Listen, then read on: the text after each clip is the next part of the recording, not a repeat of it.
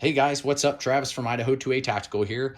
I'm wanting to show you the GHM9 SD, and we're also going to talk briefly about these new magazine bumpers.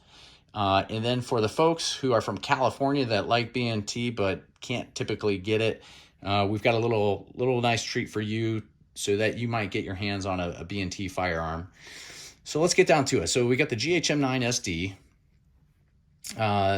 This is the Gen 3 version, and for those out there who aren't real familiar with this firearm, Gen 1, Gen 2, Gen 3, there's slight variations between each one. Gen 1 had a unibody lower. The grip was molded into the lower. You couldn't change the grip. Gen 2 comes along. Now you can change the grip out for any AR style lower. It uses the same lower that the APC 9 series uses. And then come along Gen 3, there's a design change in the bolt. The Gen 3 uses a rear hydraulic buffer now on the bolt, and it's very similar to what the APC 9 does with regard to a rear buffer. It's a little bit different in design, but I'll show you that here in just a few minutes. And that's kind of the gist of it. You know, the GHM9, this is a reciprocating charging handle versus the APC 9 that's non-reciprocating. I'm not so sure that's a deal breaker though. I think, you know, for the price point on this firearm, this is an SD, so it's integrally suppressed. This gun comes in around $2,200, whereas the APC 9K, I think retail you're going to find it for about $2,450, $2,400 to $2,500 depending on the dealer. And so let's get down to kind of going to the front to the rear. This is one of the RBS SQD suppressors. Firearms clear, no ammo in it. So RBS SQD suppressor. So you're going to notice on the front, there's actually holes going around the edge of the cap here. This suppressor does come all the way back to here. And underneath on the barrel are portholes. So let's take a look and see how that looks. Let's remove the suppressor.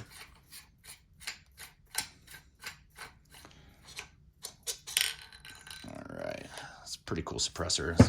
Looks like an old World War II German hand grenade. It's threaded on the inside. See, there's the machine work there. That's what it looks like. Pretty cool. So set that aside. And let's take a look at the barrel inside of here. So maybe you can see down there on the proximal port, on the proximal barrel are portholes, and that helps the pressure bleed off. The barrel itself, not real long. That's going to be about, that's probably about four to five inches of barrel length. I want to say it's 4.5. Interestingly, the SD barrels, they come, when you get the firearm, they come with this barrel nut. And the barrel nut slides down over the threads, same threads that the suppressor is going to screw onto. And this will cover those portholes. So if you want to shoot it with supersonic rounds and not have the gas pressure bleed off, this will cover those portholes. So we offer tools for people that own these SD versions, like the GHM9 SD, used a different style barrel nut in the past, and so we designed one. This is kind of like an older legacy barrel nut. It was shaped like a bolt basically, and we make this. So if anybody out there has an older version and they need a tool like this tool is designed to slide down over the barrel, down the handguard, and let you screw that nut on and off. This is not designed to be a torque spec tool. It is polymer, but it's very durable polymer. So if you need anything like that, you're always welcome to reach out to us. We sell these for about 25 bucks. We're going to make a tool for this. I will say that some of the SPC 9s that use this style barrel nut, they're coming from the manufacturer pretty tight, to the point that even a spanner wrench is not getting these off. And unfortunately, we had to send one of our SPC 9s back to B&T because I couldn't get it off, and I actually had like a special spanner wrench to get it off, and I couldn't get it off. So I would caution you, if you're ever in a situation where you can't get these off, just don't even try to mess with it. If it's on there that tight, you just contact B&T. They'll likely have you ship it back to them. Probably would take about 2 weeks to get back, which is unfortunate. However, B&T has outstanding customer service, and they'll take care of you and get it off for you. Otherwise, if you don't use the tool, as the owner, you have to remove this top star screw. It's Torx bit would get these off. There's 2 screws here and here. The handguard will slide off. Then you can, unscrew the barrel nut, slide your handguard back on, and then put your suppressor on. Some people don't mind doing that, but for a $25 tool that we manufacture, it just spares you from having to take these on and off, strip them, scratch them, whatever. It mitigates that issue. All right, so we talked about the suppressor, talked about the barrel, how it's ported, how the handguard needs to come on and off or use the tool. So let's get to we talked about the lower, how the Gen 1 versus Gen 2, you can, the AR grip being the new style where you can put any AR-15 style grip on here and it'll work great. So Gen 2 to Gen 3, let's look at the internals here for a minute. So let me just pop this out so you can see how the APC9 series, so this is the APC9, and let's just do a quick comparison so you can kind of see, what you're looking at for the difference between the two. So this is a 9K, right? So this is, I think it's like 4.5 inch barrel on the 9K. It's pretty short. So that's how these are stacking up against each other. There you go. I would say this is the GHM9, feels more squared off. I really like the GHM9. I think it's a sweet gun. So let's take a look. So, okay, on the internals, when the bolt comes back on the APC9, there's this buffer to kind of help take quite a bit of the snappiness out. If you ever shot a CZ Scorpion, you know what I'm talking about when it says kind of snappy, right? Or a Strybog, it's a little bit snappy. So this helps mitigate that snappiness. So that's where the buffer is on here. So keep that in mind for just a minute. So the Gen 2 GHM9, set that away. Oh, and this thing is not loaded. I guess I should show that. There you go. So the GHM9 has a rear buffer, but it's actually on the bolt assembly. It's really interesting design. Let's put that suppressor over there. And let's take a look. Let's pop this open. Let you take a look at the internals. I will say that you have to be really cautious on this firearm with the internals, because once this end cap comes off, it's under spring tension.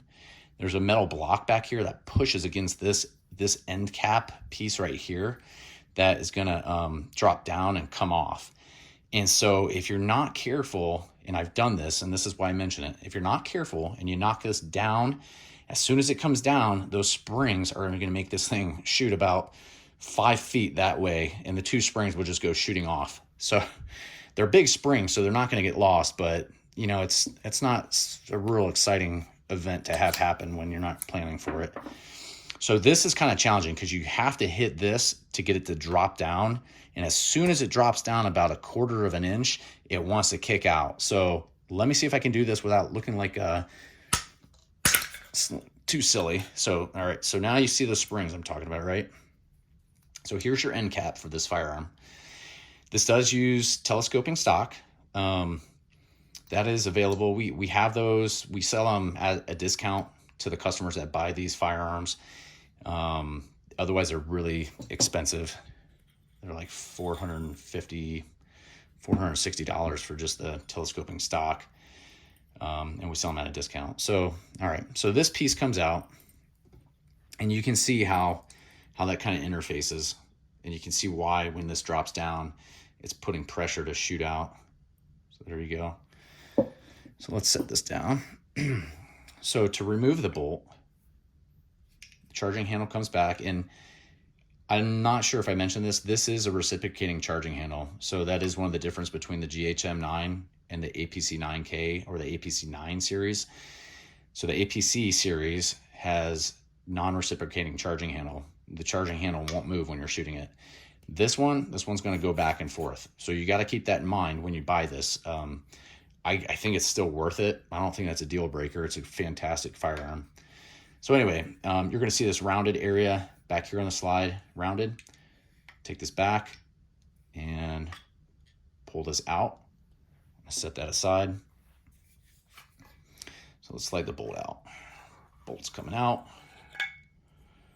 And so remember that hydraulic buffer that sat on the back of the APC 9K?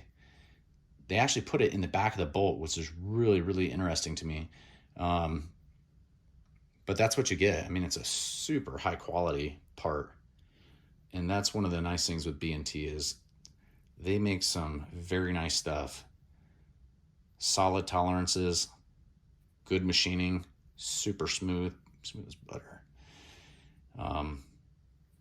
So yeah, high quality stuff. These springs, incidentally, you'll see those 2 holes, right? You know where those are going. So those just kind of fit down in there, and that's how that's going to fit in there. All right. So so again, Gen 3 has this buffer in the rear versus the older generation. So that's it. That's the GHM9. That's that firearm in a nutshell. If you have any questions, you're more than welcome to leave comments down below or ask questions. You can always text me also. It's easier to text me, and I'll leave my phone number down at the bottom if you want to ask some questions. So we're going to move on to the next topic, switching gears from the GHM9. If you're done and that's what you wanted to see, very, very happy you stopped by. You don't have to subscribe. I'm not one of those people that's trying to make money off of YouTube. I don't make a dime off of these videos. So this is just more or less for information purposes for people who are interested in B&T. All right, so let's move on. So this is an item that I kind of came up with. You know, it's a work in progress. I need some feedback from people. So if you guys have any comments, constructive criticism type comments, nothing too gnarly. Or you can put your gnarly comments and vent, whatever, it's fine. It might help you with your mental health. But anyway, yeah, you're most welcome to leave a comment on these, but these are made from rubber. They're rubberized material. They do have layer lines because this is a 3D printed part. It's the only manufacturing process. I looked at rubberized injection molding, and it's just cost prohibitive for such a small part for low volume. But this is a KCI magazine. I think KCI mags, just kind of diverting for a second. So B&T Magazine on the right, KCI on the left. These are the 2 options currently. There's really no metal option, and I think that comes down to the design of these magazines and where these certain areas of the molding are on the polymer. It'd be way too difficult to make out of metal. So I think that's why we're seeing these out of polymer. On the B&T ones, unfortunately, this is kind of the Achilles heel, right, of the B&T APC 9 are the magazines from B&T, because the feed lips are polymer. There's absolutely no metal on the top. And so I've heard, I have not had this happen to me.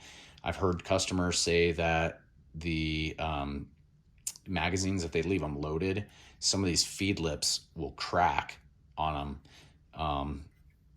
That's not good, right? You're not going to have a functional magazine if these things crack. So, and the kind of crazy part is, it's B&T. For whatever reason, these mags are like, well, $39 to $46, depending on the dealer.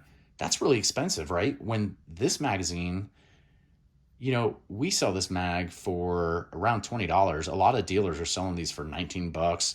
You'll catch dealers selling these for like $18, $17. I think if you're splitting hairs between $17 and $18, $19, I mean, that's a couple bucks. Just go with the dealer that you like and trust when you buy them. We sell them for sometimes 17, sometimes 19. They used to be 29, but the price dropped on them for some reason. I don't understand why that is, but so these are the KCI mags. They have metal feed lips. So there is metal right here on the outside. The inside is still polymer on the inside, but this is pretty decent quality. The downside on these KCI mags is I don't really know anybody that makes a bumper for the bottom. And so, when you buy the KCI mag, you're essentially getting kind of this squared off bottom hard plastic, and they'll crack. If you're doing drills or whatever out on a dirt range, I mean, you're going to end up potentially cracking. So that's why we came up with these, or, I came up with this design. I like it. There's pros and cons. There's some limitations with how this is manufactured. We can't just necessarily put ridges going across the front, which I would have liked to have done. So I made these angled wedges. And the nice thing is your hand slides up pretty easily. So when you go to insert a mag, your hand slides up, hand can go onto the firearm. When you're ready to rip it out and you come down, those ridges are pretty flat, and they do a good job catching on your hand, so you can rip the mag out. And then again, it's rubberized, so it's going to protect an impact, and really decrease the risk of these things cracking. I wouldn't say I necessarily guarantee they're not going to crack, but I guess I could tomahawk chop these against a brick wall and test them out. I think this end would probably break before this end. That'd be my guess. So if you have some feedback, if you think that these are just too high, let me know. Some of the limitations we'd run into is that, one thing, these are press fitted on. So if you were ever interested, so this is the prototype. This is one of the prototypes, and it was just too edgy, and it would actually probably end up tearing somebody's skin. So that's why that got changed. But it's recessed. There's a little, if you can see that nipple back there, that nipple recesses into the hole of the KCI mag on both the front and the back, and that's how it's retained. You don't have to use polymer to put these on and keep them on. You just slide it up on. You have to put some downward pressure on it to get it to pop and lock into place, and that's it. There's no adhesives on this. That's the nice thing. The downside, or rather the upside, I guess, is it's removable. So if you wanted to take it out, it's a tight squeeze. You have to slide a little. I use like a small rod. We have like these Allen screws. And you slide it in there, and it just kind of pulls that little dimple away from the notch in there. And the same thing on the backside. You can pry that apart and then slide it off. They're hard to get off, but that's kind of the idea, right? You put it on, you don't want it coming off, but you can in the future if you wanted to. So these are a little over $12, two of them for $19.99, something like that. I think that's fairly reasonable. I mean, considering people at McDonald's are making $15 an hour, not too shabby. So anyway, and it's B&T, right? B&T would probably sell it for $50. So that's one of the prototypes, kind of more squared off, rectangular versus that ovalish pattern. So if you have some comments, I'm always open to feedback. We do make some plain Jane ones that don't have this stuff on the front. They're just kind of rounded off and plain. Always open to feedback. So there you go. There's that. Now, last topic of the night is for Californians. And, if you've seen what you like, thank you for watching. We'll have another video coming out soon on something interesting. You're welcome to leave your ideas of what you'd like to see, and we can do a video on it. But this next one is for Californians. So this is a California compliant magazine lock, specifically for law enforcement officers who like an off-roster pistol. We can do that. We also do it for the rifles. So we just did one that was a APC 308 DMR Pro with an 18-inch barrel, and we take off the flash hider. We fix the magazine, and we put a magazine block in a 20-round 308 Magpul mag, and then we fix the stock. So we can do that with any of the rifles if you're interested. And really, we're doing it pretty much for retail price. For the B&T retail price of the firearm. We'll modify the firearm for you and get it customized. The way our design works is that we remove the magazine release, and we put in our own proprietary, patent pending, by the way. We put our own proprietary parts in, so that part would fit in there, and it does not allow to push on it to release the mag anymore, right? So it's going to fix it. There is a bolt that goes through the backside and that is going to be blue thread locked. It's not designed to be taken out easily because we respect California's lawmakers, and if the lawmakers want a magazine block, we're not going to skirt around the magazine block and try to come up with a crafty way for people to subvert that. It's locked in, it's locked in. And additionally, the design characteristics of how the B&T gun is not real amenable to dropping the lower and just pushing a button to drop the mag out. It's just, I mean, we can make something sort of like that, but it would not be real user friendly for the consumer side. It would, anyway, I'm not going to go into the details, but long and short is if you want a B&T gun, we can do it. It will have a magazine lock. And then we have a change in the rear takedown pin that we designed. It would have this, you pull that, you can drop down the lower, you can reload the lower. So it's not, it's not ideal, but if you want a gun, a B&T gun in California, that's what you got to work with. Or we can do the traditional fin grip featureless stuff on a rifle if you're ever interested. Kind of a somber topic, right? It's like, oh geez, man, who wants a gun that they are limited on being able to shoot? But at least this opens the market up for some of the Californians out there who want to be able to shoot in the future. So this is a beta product, right? So it's pretty well refined. It's just that we're going to offer this in a blackened color with a blackened ring. Also, if you have other design options, you're like, hey, maybe consider putting like a, remove before flight tag on that thing to make it just easier to pull, or maybe you don't like it and that's okay. If you don't like it, that's not for you, but this is what we offer. So I think it's cool. I think it's a nice alternative to not having one if you live in California. And if you want, magazine blocks done, we can certainly do magazine blocks. It's pretty easy to do, even on the KCI mags.